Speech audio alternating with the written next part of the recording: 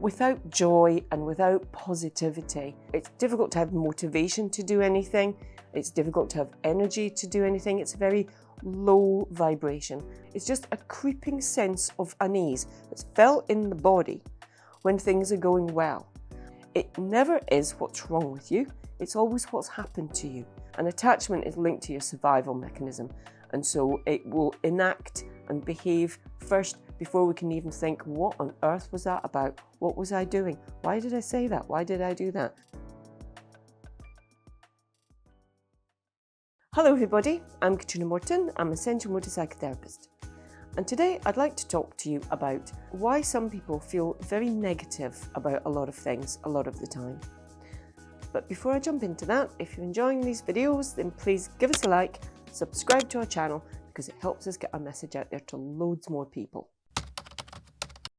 Some researchers believe that our tendency and our ability to retain negative memories, to retain negative experiences at the expense of anything positive is a survival mechanism. It's something that we're predisposed to do because it's a defense mechanism and it can save our life, especially when the world is a much more dangerous place. It was really important to remember those negative things because they're the lessons that we need.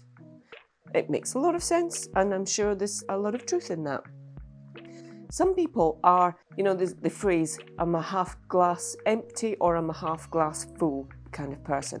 And for some people, they actually are making a choice. They would rather believe that the glass is half empty because that's the way that they operate. It saves on disappointment, and they see the other one as kind of setting yourself up or just not their reality. That's fine. We all have very different personality traits, and we all have the way that we like to be. So that's not a problem.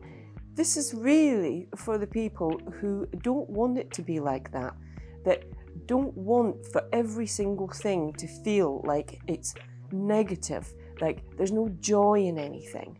They always believe the worst about themselves. It doesn't matter what's going on. They come away and they feel terrible about themselves. They question everything. They go over and over things. That nothing seems to shift this very low-level energy vibration and belief and our experience that we have that's just very negative. This is for those people. And sometimes they don't know why that's the case. It just always is. They look around, everybody else seems to be having a good time, and they are not. I remember when I was in the NHS, the HR department would deliver I think they called it a positive sandwich. They'd give you a good piece of information in your yearly review, and then a piece of negative things, the things that you need to work on, and then something good to end with. So it's two positives sandwiched together with the negative in the middle. Everybody just remembered the negative in the middle. The thing that they were told they need to work on for their development. It was supposed to be helpful and useful, and we all used to dread them because we'd only come out as like the positives, chuck them in the bin, flush them down the loo, because the only thing that we remember is what we perceived as the negative. And we do retain these things. They do stand out way more for some reason. If you ask someone, tell me 5 good qualities about yourself, 5 good things that you would say about yourself, a lot of people would really struggle with that. Tell me 5 negative things about yourself. Bang, bang, bang, bang. We are slightly predisposed to that, and I'm sure there's a very good evolutionary reason for that, because it's very much a human trait. There's other things that can really play into it though, that can make it much, much worse and more pervasive. And that is, if we've grown up, especially when we're little, if we've grown up being criticised, bullied, picked on, shamed, humiliated on a consistent level, it's pretty regular, then we will believe those negative things about ourselves because that's the message that we're given. And children look out of the world with very different eyes and say, it must be me. I must be a terrible person. There must be something wrong with me. Nobody likes me. Everything always goes wrong. And these beliefs, they go very, very deep and we live our lives by them. They tinge everything.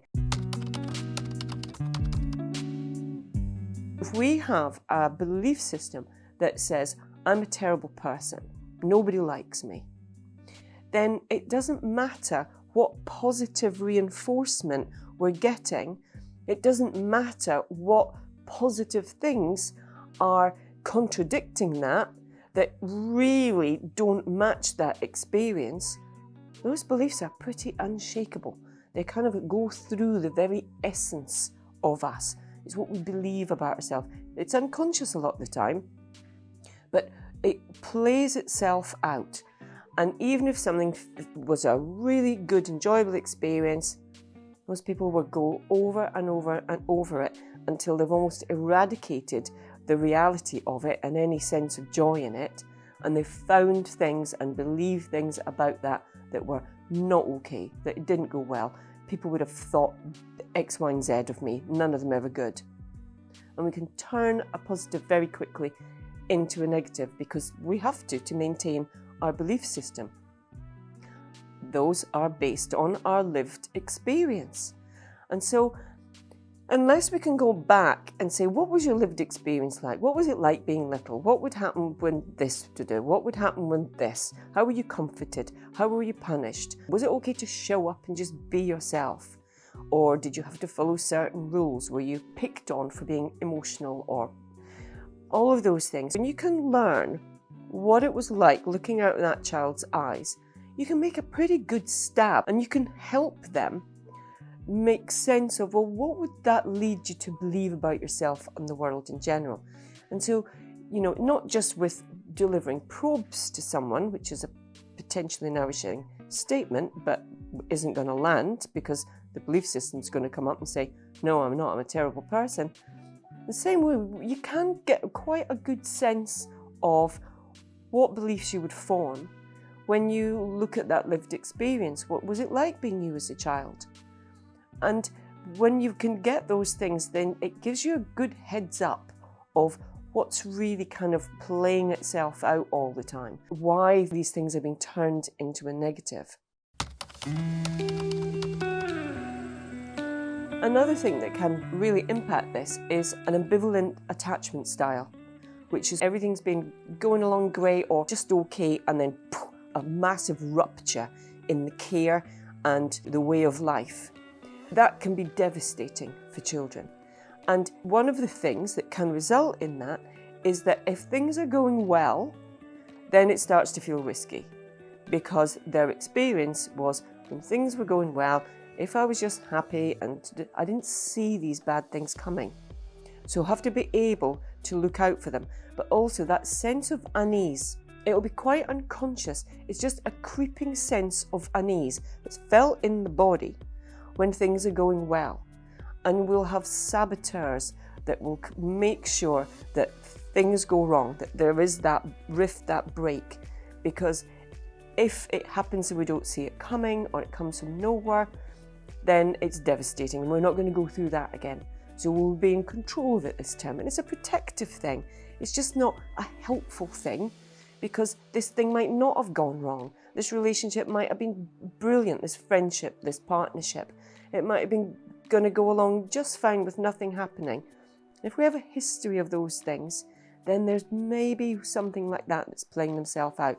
And attachment is linked to your survival mechanism. And so it will enact and behave first before we can even think, what on earth was that about? What was I doing? Why did I say that? Why did I do that? We'll have done it. The behaviour, the thing will have come out. Because survival, we're going to protect ourselves. We're either repeating the same processes or we're doing things to ensure we don't get hurt again.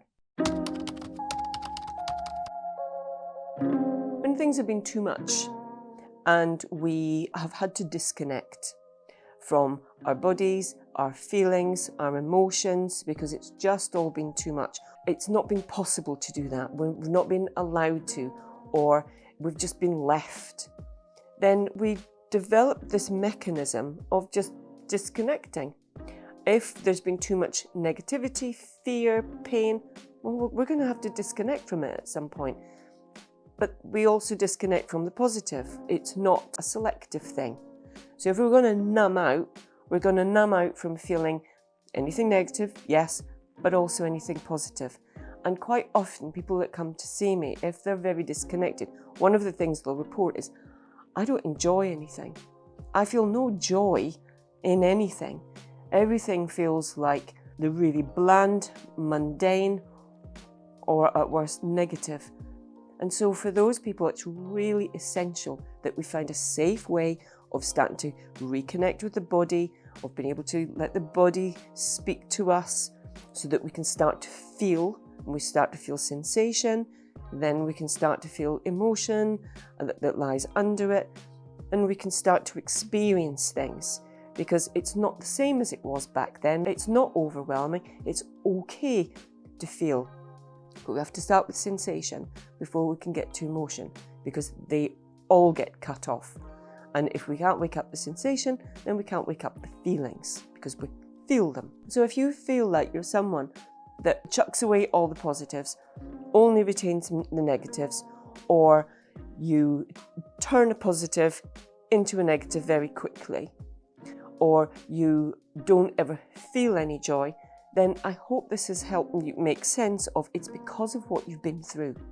It never is what's wrong with you, it's always what's happened to you.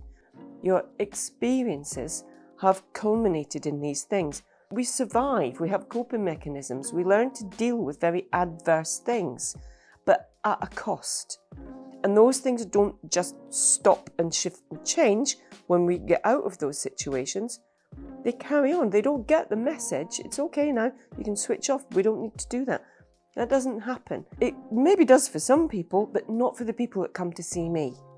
And they all have had adverse experiences that are still playing themselves out. So we need to reconnect to the body in a safe way.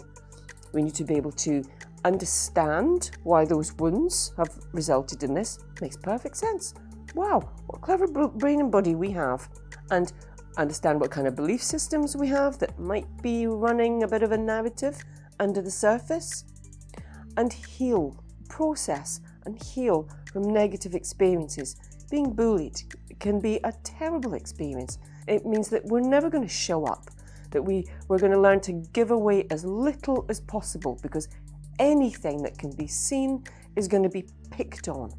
And so those people learn to just be very blank, nothing going on here, nothing to see here. They don't react, they don't feel, they don't... Again, it makes a lot of sense. But it doesn't just switch itself off. So understanding some of what's happened to us that's resulted in the way that it makes us feel or not feel and behave, the way that the mechanisms that our brain and our body are going to go through, if there's been trauma and a rupture in family life, that's pretty traumatic for a lot of people. So learning, healing, connecting, and then we can start to experience joy. Or if those thoughts and negative things start coming up, it's like, oh, I wonder if that's that belief system.